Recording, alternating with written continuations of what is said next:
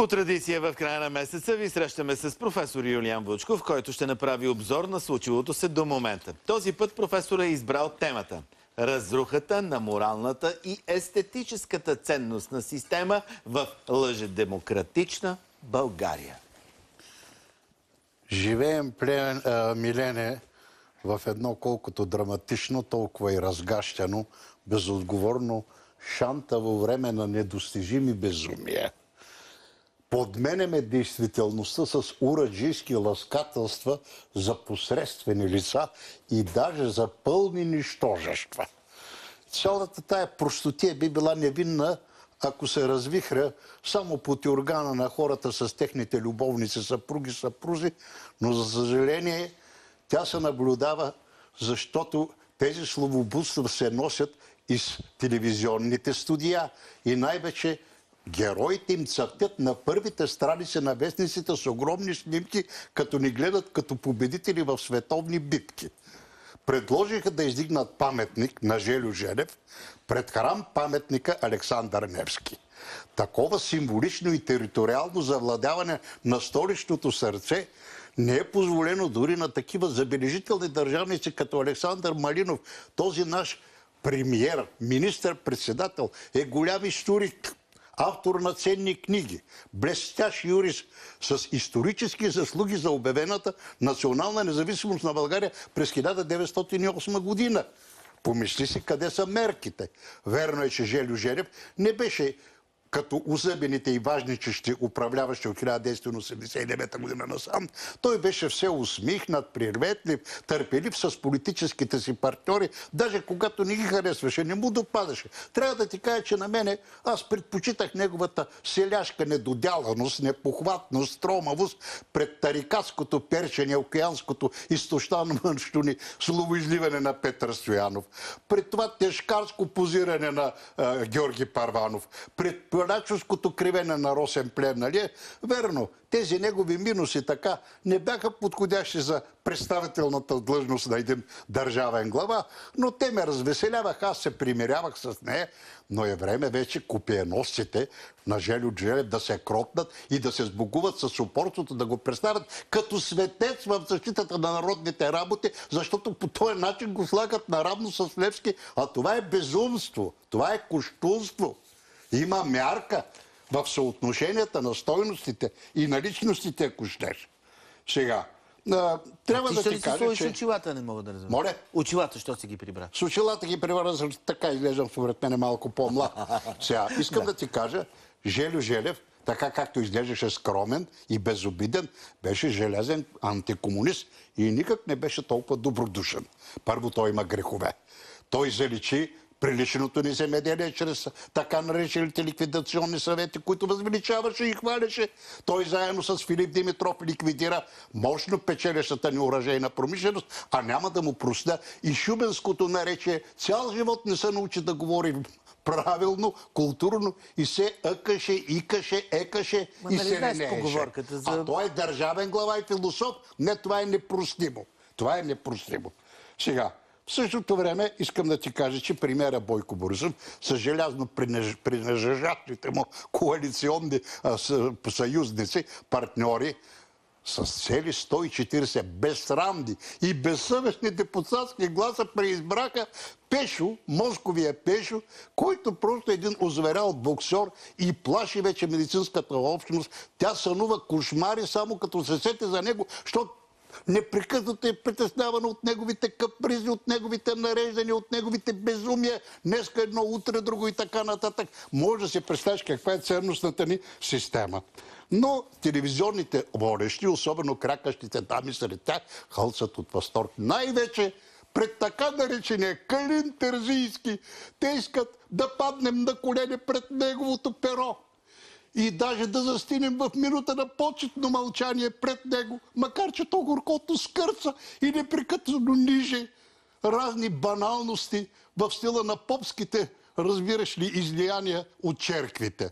Той така говори, той заеква, докато ни удостоява с несвързани такива неясни, неразбираеми изречения на сякаш болен и недоспал човек.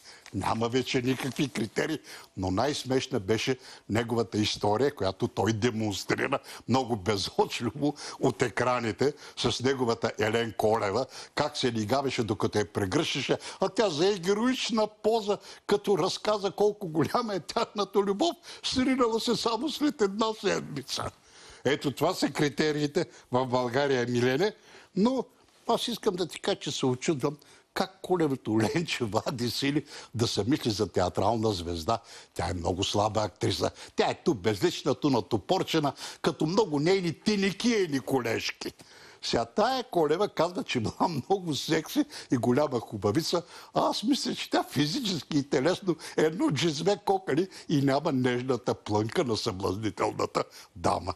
Това е поне моето мнение.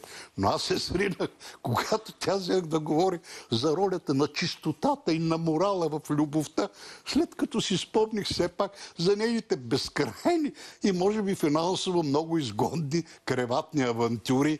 Но като взе да говори за морала, си казах, че може би въпреки тия авантюри е останала девствена, нали? И реших да не се качвам на каруцата на клюките, на слуховете, на злите медийни езици за нея и да реша, че тя е така непоправима романтичка и бъдеща монахиня. Но по-нататък все пак какво ми прави впечатление? Сега над всичките театрални събития се издига като вулкан и не помита Христо Мутафчиев. Всички телевизионери, особено телевизионерки, казват, че той е голям актьор. А той цял живот играе овчар в ролята на цар.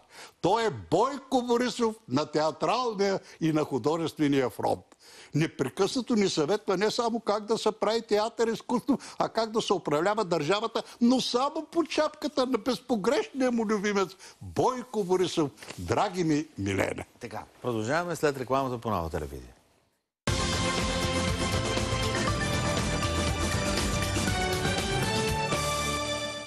Разрухата на моралната и естетическа ценност на система в лъжедемократична България. За това говорихме с професор Юлиан Вучков преди рекламата и стигнахме до...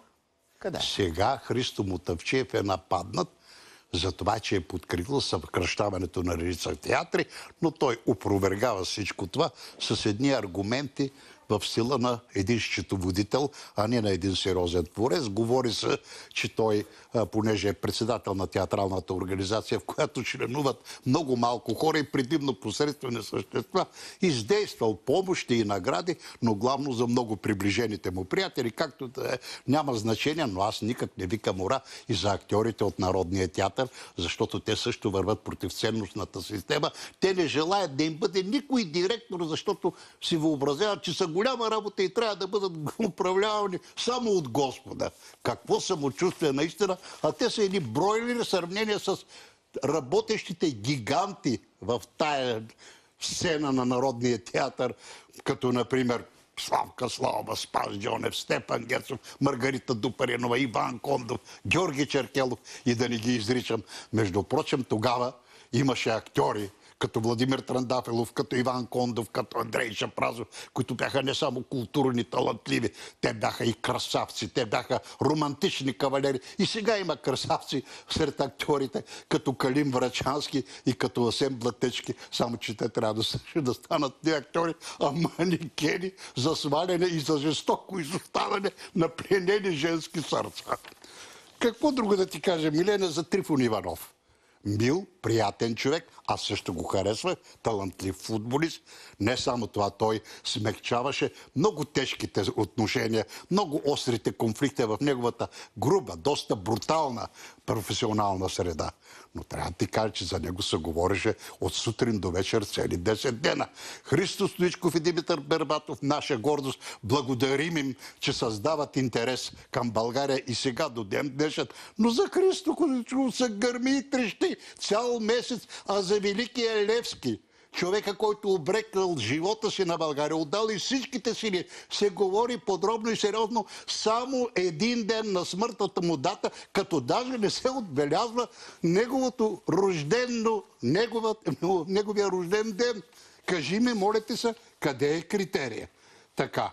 А за 100 годишнината на Иван Вазов, което е крупно невероятно събитие, Вазов, без който България нямаше да бъде толкова успешна, толкова значима, толкова известна зад граница, ако Вазов го нямаше.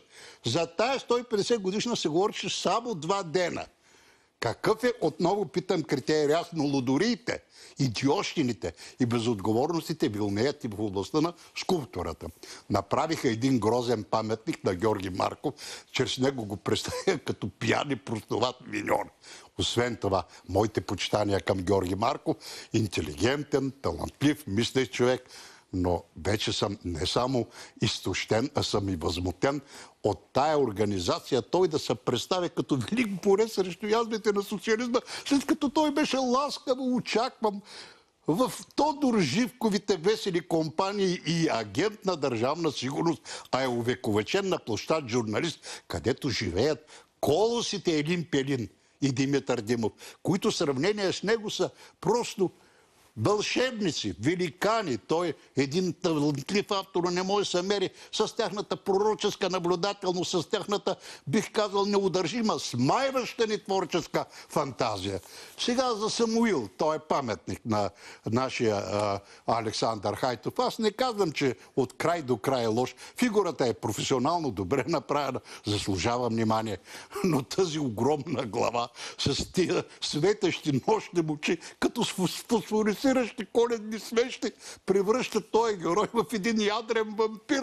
Тая глава смазва фигурата направо до такава степен, че човек, като го гледа, се ужасява и бяга от този Самуил, вместо да му се покланя и да му се възхищава, а той се намира на всичкото отгоре в центъра на София, ако нямаш нищо против. Много се хвалят и турските филми, че били естествени, искрени, много морални сега във времето на такава деморализация. Ма всичко хубавите тия филми са правени с индигове, брате. Те непрекъснато ни срещат с ревливи и с кръвожадни герои.